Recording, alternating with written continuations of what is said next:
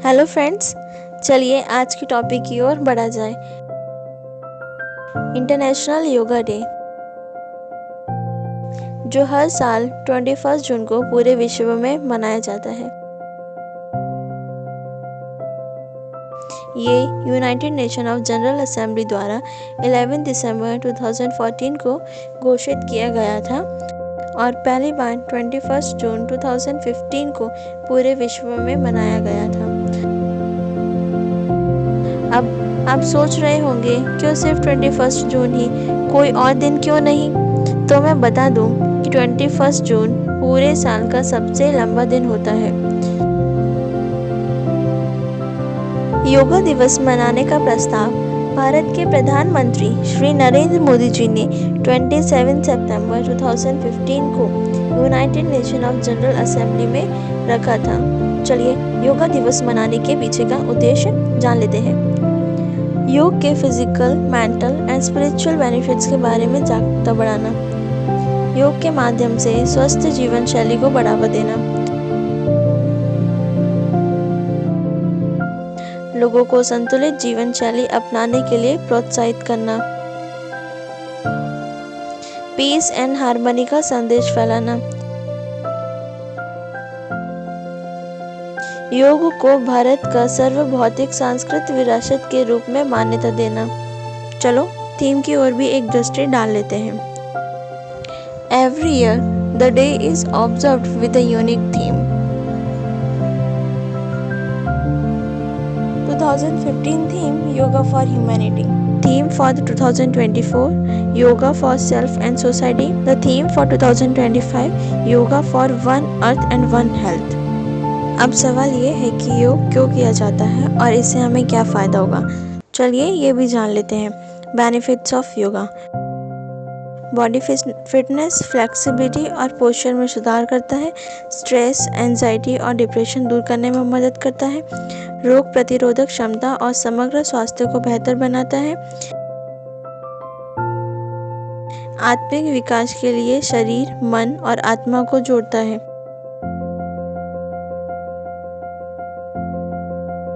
चलिए थोड़ा और जानते हैं योगा के बारे में। योगा के प्रकार: हठ योग, ये बिगिनर के लिए बहुत अच्छा होता है।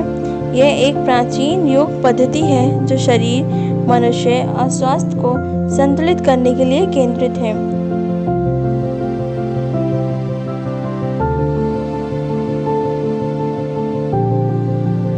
हठ योग की विशेषताएं: आसन, शरीर को मजबूत और लचीला बनाने वाले योगासन सिखाए जाते हैं। प्राणायाम, श्वास पर नियंत्रण के माध्यम से मन को शांत किया जाता है। ध्यान, मानसिक एकाग्रता और आंतरिक शांति पाने के लिए। शुद्धिकरण के लिए। हठ योग के उद्देश्य: शरीर और मन को गहरे आध्यात्मिक अभ्यासों के लिए तैयार करना।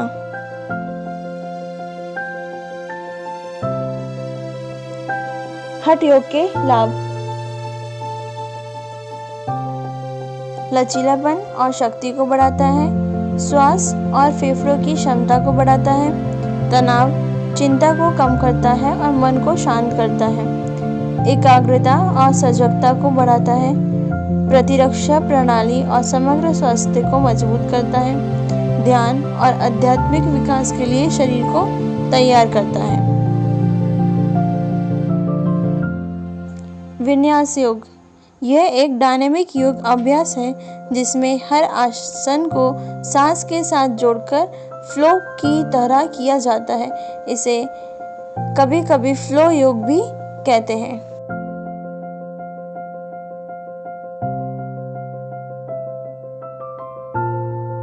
विन्यास योग में क्या होता है? इसमें आसन एक के बाद एक सांस के साथ जोड़े जाते हैं। हर एक इनहेलेशन और एक्सहेलेशन के साथ नया आसन किया जाता है। इसकी शुरुआत अक्सर सूर्य नमस्कार से होती है। विन्यास योग के उद्देश्य: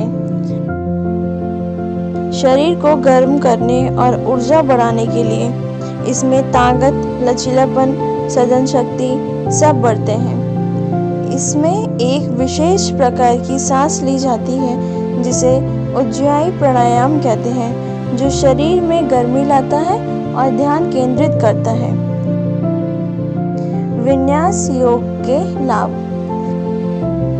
वजन घटाने में सहायक, शरीर को टोन करता है, पसीना निकालता है और डिटॉक्स करता है, मन को एकाग्र और शांत करता है, शरीर और मन के बीच समन्वय बढ़ाता है। इन्हें छोड़कर और भी बहुत से योग हैं जिसे करके मनुष्य बहुत कुछ हासिल कर लेता है। History of yoga in India.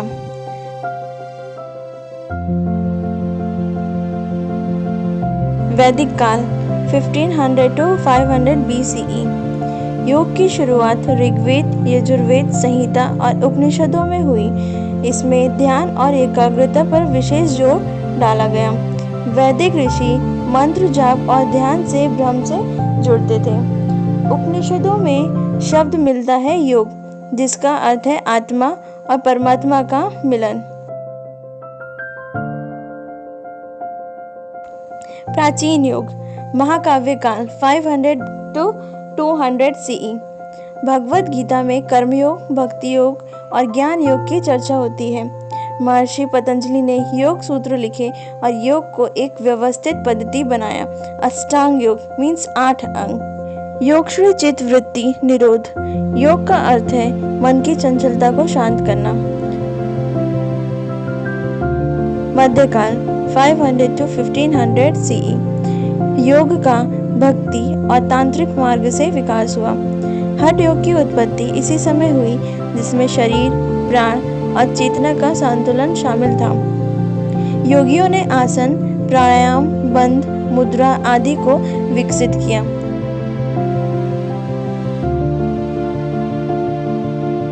प्रमुख ग्रंथ: हठ योग प्रदीपिका, स्वामी स्वातराम, शिव संहिता। आधुनिक काल 1800 CE से वर्तमान तक। स्वामी विवेकानंद ने 1893 में योग को पश्चिमी देशों में फैलाया। फिर धीरे धीरे योग विश्व भर में प्रसिद्ध हुआ। प्रमुख आधुनिक योग गुरु: स्वामी शिवानंद, स्वामी रामतीर्थ। वीडियो अच्छी लगे तो चैनल को लाइक, शेयर एंड सब्सक्राइब करना ना भूलें।